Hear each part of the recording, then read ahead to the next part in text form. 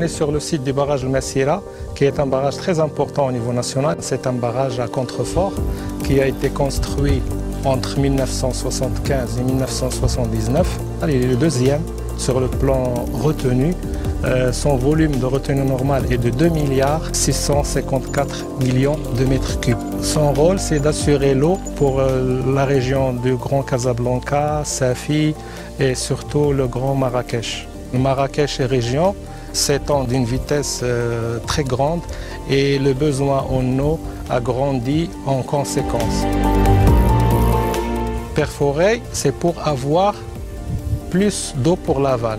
Et donc l'ONI a demandé au département de l'eau de réaliser cet ouvrage pour disposer d'un débit de 7 mètres cubes secondes qui va assurer et pérenniser l'alimentation de toute la région du Grand Marrakech, ce qui va permettre d'avoir suffisamment d'eau d'ici une trentaine d'années. Alors aujourd'hui, les besoins de la ville de Marrakech, ils sont de l'ordre de 2,5 mètres cubes secondes.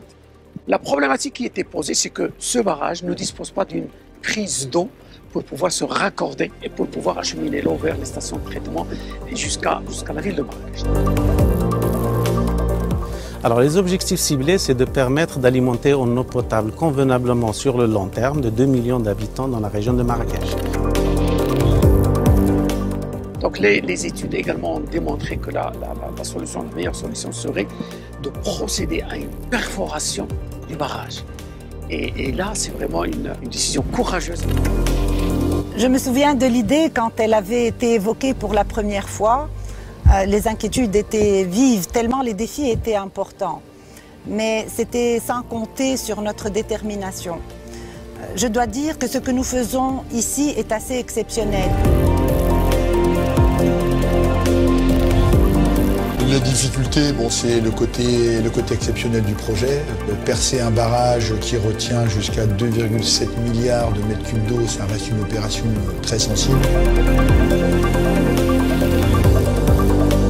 L'étape clé numéro 1 était la note d'impact du percement sur le barrage, s'assurer que le percement en lui-même n'était pas préjudiciable à la structure en elle-même.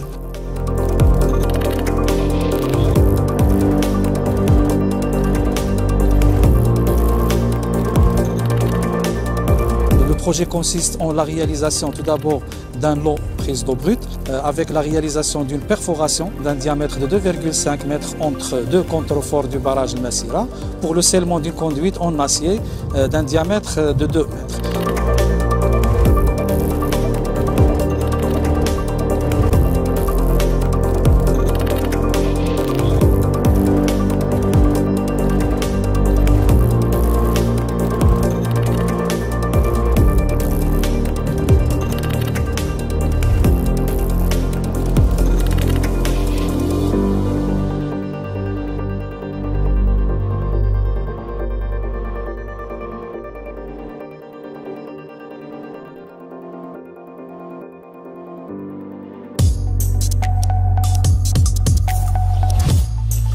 La deuxième étape clé était la mise en place d'un bâtard d'eau de 40 mètres de hauteur qui permettait d'étancher la zone avant de réaliser le percement.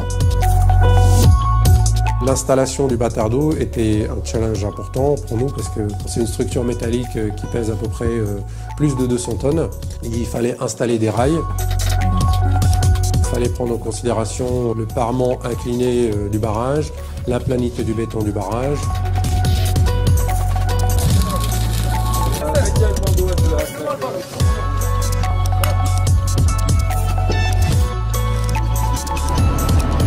Le parement du barrage étant incliné, nous avons eu à descendre des éléments qui pèsent plus de 20 tonnes à 20 mètres de portée, ce qui était un challenge par rapport à la largeur de la crête.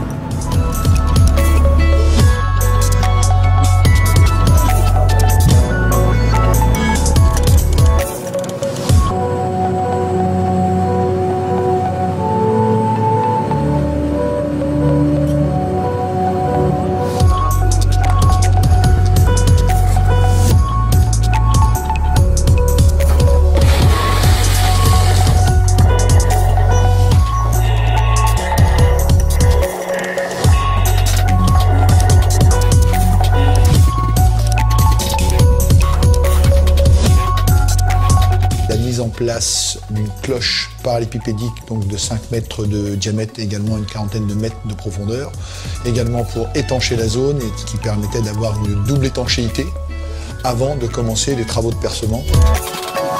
Le percement se fait en biais, on sort au milieu de le contrefort numéro 5, mais le percement se fait à partir de l'alvéole qui est entre le contrefort C4 et le contrefort C5.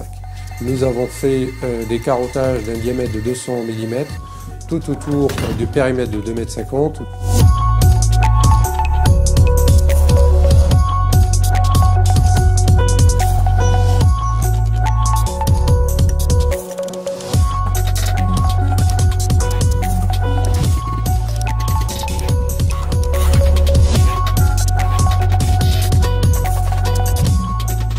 Une fois que tous ces carottages ont été réalisés, il fallait extraire le bloc béton qui fait 2,50 m de diamètre du coup, et 9 à 10 mètres de longueur.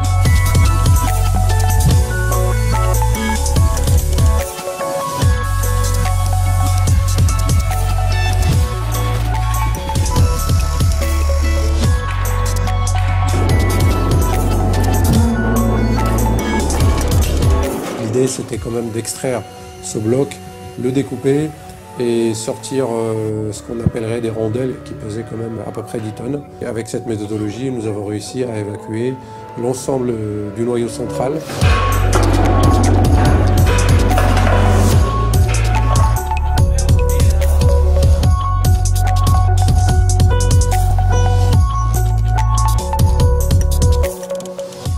Extraire un bloc de près de 100 tonnes dans des conditions optimales de sécurité et d'étanchéité sans incident, c'est aussi un véritable exploit.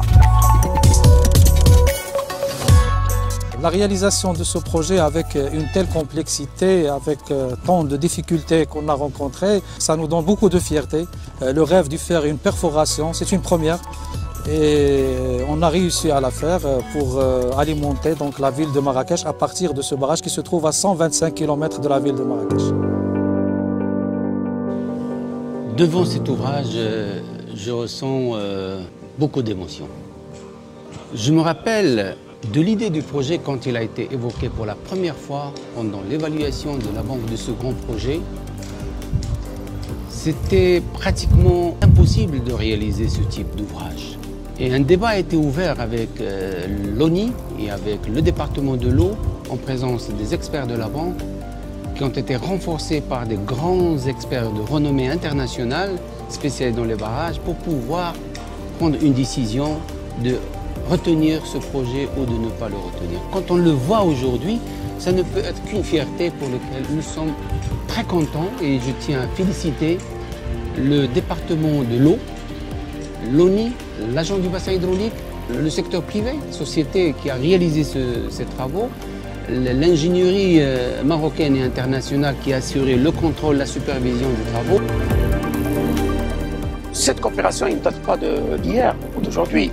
C'est un partenariat qui date déjà depuis 1973.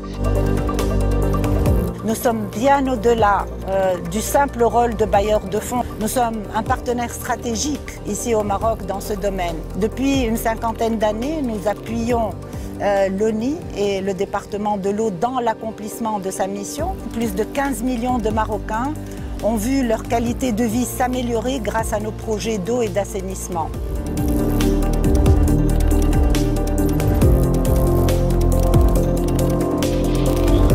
C'est une première en son genre, d'abord au niveau Maroc et également au niveau de l'Afrique.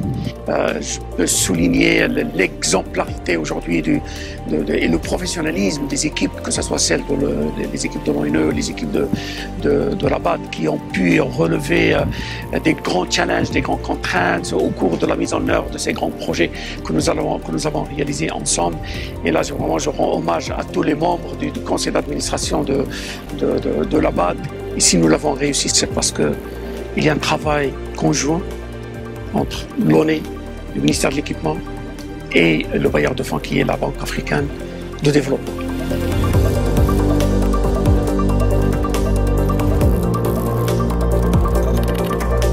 C'est un exploit parce que ça nous a permis de faire donc, la perforation alors que le barrage est toujours en exploitation. Donc, il continue à donner de l'eau potable donc, à la ville de Marrakech. Je vous assure que c'est une opération qui est exceptionnelle et est un exploit pour tout le monde, que ce soit pour l'ONI, que ce soit pour la BAD.